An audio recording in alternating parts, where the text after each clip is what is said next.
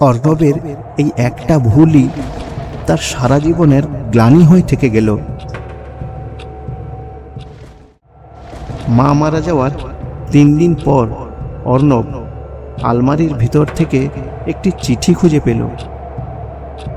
চিঠিটা তারই জন্য লেখা ছিল, কিন্তু চিঠিটার শেষ কথাগুলো পড়ার পর অর্ণব বুঝেছিল গত 5 বছর ধরে যে সাফল্যের পিছনে সে ছুটছিল, সেই সাফল্যই একদিন তার জীবনের সবচেয়ে বড় শূন্যতা হয়ে দাঁড়াবে।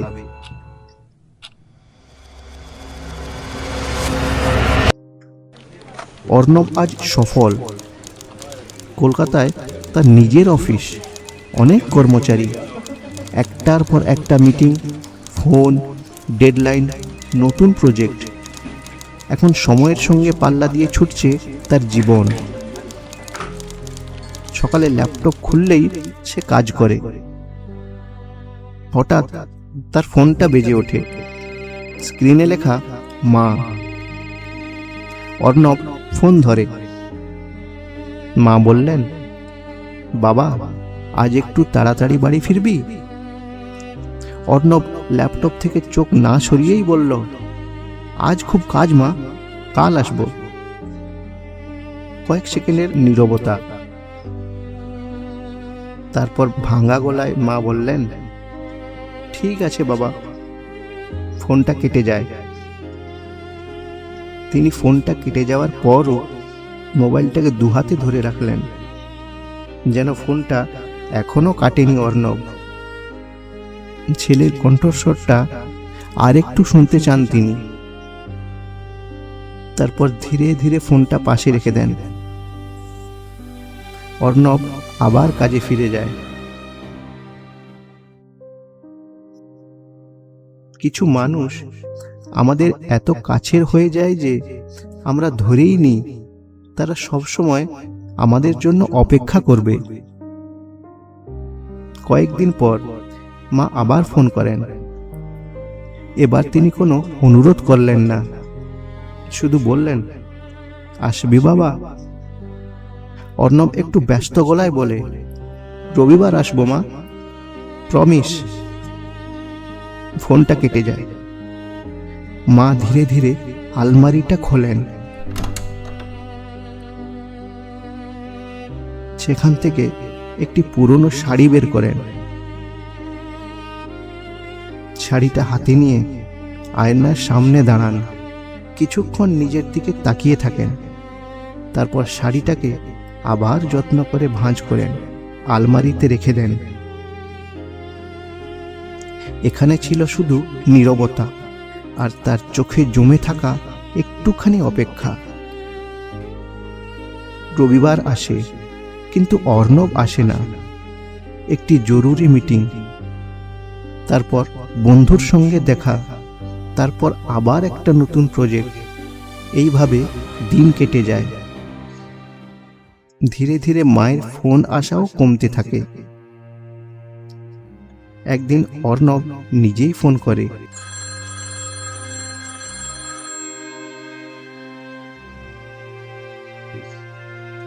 কিন্তু মা ফোন ধরলেন না। অর্ণব মোবাইলের দিকে তাকিয়ে বলে, হয়তো ঘুমিয়ে পড়েছে। তারপর সে আবার কাজে ফিরে যায়। সে জানতো না, কখনো কখনো নীরবতাও কিছু বলতে চায়। রাত 11টা। অফিসে সবাই চলে গেছে। বড় অফিস ঘরে অর্ণব একা। টেবিলের উপরে ল্যাপটপ, চারিদিকে শুধু ফাইল, বাইরে শহরের আলো। হঠাৎ তার ফোনটা বেজে ওঠে।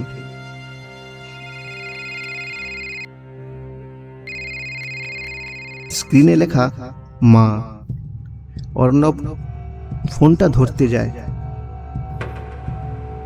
ঠিক তখনই আরেকটি জরুরি কল আসে, একজন গুরুত্বপূর্ণ ক্লায়েন্ট। অর্ণব কয়েক মুহূর্ত দ্বিধায় থাকে। তারপর মায়ের ফোনটা কেটে দেয়। মনে মনে বলে, 10 মিনিট পরে ফোন করে নেব। 10 মিনিট, 1 ঘন্টা, তারপর আবারও একটা কাজ। এইভাবে দেখতে দেখতে রাত শেষ হয়ে যায়। মাকে তার আর ফোন করা হলো না।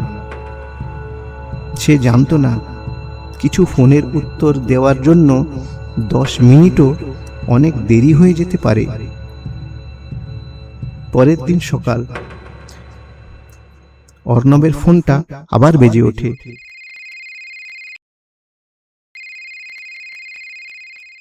অচেনা নাম্বার। সে ফোন ধরে। হ্যালো। ওপাশ থেকে কাঁপা স্বরে একটা অচেনা কণ্ঠ। আপনি কি অর্ণব? হ্যাঁ। কয়েক সেকেন্ডের নীরবতা, তারপর সেই অচেনা কণ্ঠ। আপনার মা কাল রাতে হঠাৎ খুব অসুস্থ হয়ে পড়েছিলেন। আমরা অনেক চেষ্টা করেছি, কিন্তু কি? অর্ণব বলে ওঠে। ওপাশ থেকে ধীরে উত্তর আসে, আমরা তাকে আর বাঁচাতে পারলাম না। অর্ণবের হাত থেকে ফোনটা পড়ে যায়। চারিদিকে নিস্তব্ধতা। অর্ণব দ্রুত বাড়ি ফিরে আসে। দরজা খুলে সে মায়ের ঘরের সামনে দাঁড়ায়। ঘরটা আজ ফাঁকা আর অস্বাভাবিকভাবে নীরব। বিছানার উপর ভাঁজ করা সেই পুরনো শাড়ি, টেবিলের উপর মায়ের চশমাটা, হাত ভরা 1 গ্লাস জল আর একটি পুরনো মোবাইল। অর্ণব ধীরে ধীরে মায়ের ফোনটা হাতে তুলে নেয় আর স্ক্রিন খুলে দেখে তার নামের নিচে অনেকগুলো কল। 1টা, 2টো, তারপর আরো অনেকগুলো। আর শেষ কলটা ছিল রাত 11টা 2 মিনিটে, যে ফোনটি সে নিজেই কেটে দিয়েছিল। অর্ণবের চোখ জলে ভিজে যায়। সে খালি ঘরের দিকে তাকিয়ে বলে, মা, আমি তো বলেছিলাম পরে ফোন করব, কিন্তু তুমি তো আর অপেক্ষা করলে না মা। বলতে বলতে তার গলা কেঁপে ওঠে, কিন্তু কোনো উত্তর আসে না। শুধু পাশের টেবিলের উপর একটি পুরনো ঘড়ির টিক টিক টিক। কয়েকদিন পর মায়ের জিনিসপত্র গুছাতে গিয়ে অর্ণব আলমারির নিচে একটা ছোট্ট কাঠের বাক্স খুঁজে পায়। বাক্সর ভেতরে পুরনো কয়েকটা ছবি, অর্ণবের স্কুল সার্টিফিকেট, তার ছোটবেলার কিছু খেলনা, আর একটি বন্ধ খাম। আর সেই খামের উপরে লেখা, আমার ছেলে অর্ণবের জন্য। অর্ণব কাঁপা হাতে সেই চিঠিটা খুলে আর পড়ে, বাবা, তুই যখন এই চিঠিটা পড়বি হয়তো তখন আমি আর থাকবো না। আমি জানি তুই খুব ব্যস্ত। আমি কখনো চাইনি আমার জন্য তোর কোনো কাজের ক্ষতি হোক। তুই একদিন বলেছিলি সময় পেলে আমার জন্য একটা নতুন শাড়ি আনবি। আমি কথাটা মনে রেখেছিলাম, কিন্তু জানিস, শাড়িটার চেয়েও বেশি আমি তোর আসার অপেক্ষায় ছিলাম। অর্ণবের চোখের 1 ফোঁটা জল ওই চিঠিটার উপরে পড়ে।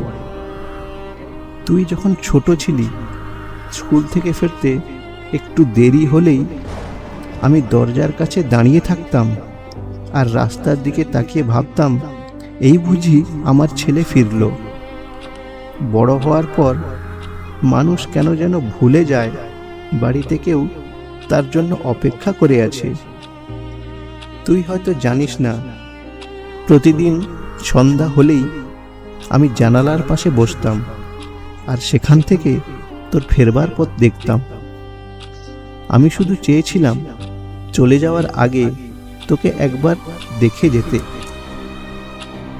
অর্ণব চিঠিটা বুকের কাছে চেপে ধরে আর কান্নায় ভেঙে পড়ে। নিঃশব্দ ঘরের মধ্যে তার কান্নার শব্দ ছড়িয়ে পড়ে। তারপর চিঠিটা সেই শেষ লাইন, আর একটা কথা, তুই যেদিন সত্যিই ফিরে আসবি সেদিন আমার ঘরের জানালাটা খুলে দিস। অর্ণব ধীরে ধীরে উঠে দাঁড়ায়, জানালার দিকে যায়। তার হাত বন্ধ জানালার কাঠ স্পর্শ করে। তারপর সে জানালাটা খুলে দেয়। বাইরে সন্ধ্যের আলো, খালি রাস্তা, হালকা বাতাসে জানালার পর্দাটা নড়ে ওঠে।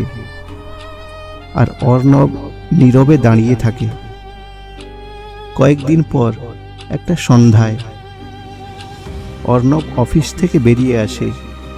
আজ তার ফোনে একের পর এক নোটিফিকেশান, মিটিং, ইমেল, জরুরি কাজ।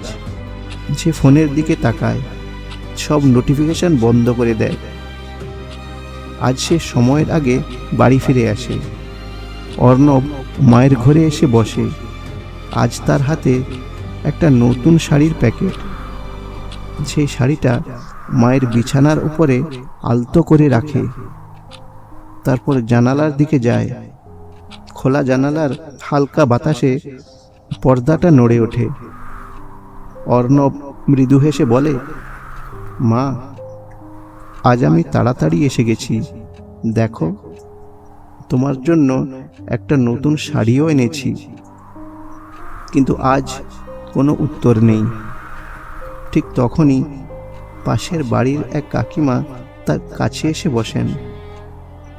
তিনি অর্ণবের হাতে শাড়ির প্যাকেটটা দেখে কিছুক্ষণ চুপ করে থাকেন। তারপর বললেন, জানো তো বাবা, তোমার মা প্রতিদিন সন্ধ্যায় ঠিক এই সময়টাতেই জানালার পাশে এসে বসতেন। আমরা সবাই জানতাম উনি তোমার জন্যই অপেক্ষা করে থাকতেন, কিন্তু কখনো তোমাকে বলতে পারিনি। ভাবতাম একদিন হয়তো তুমি নিজেই বুঝতে পারবে। অর্ণব ধীরে ধীরে জানালার দিকে তাকায়। তার মনে পড়ে চিঠির সেই কথাগুলো। এতদিন অর্ণব ভেবেছিল মা শুধু মাঝে মাঝে ফোন করতেন, কিন্তু আজ সে বুঝল প্রতিটি দিন সন্ধ্যায় নীরবে মা তার জন্য অপেক্ষা করতেন। একটা ফোনের জন্য নয়, একটা কথার জন্য নয়, শুধু ছেলেটা একদিন দরজা খুলে বাড়ি ফিরবে এই আশায়। অর্ণব চোখ বন্ধ করে, আর তার চোখ থেকে জল গড়িয়ে পড়ে।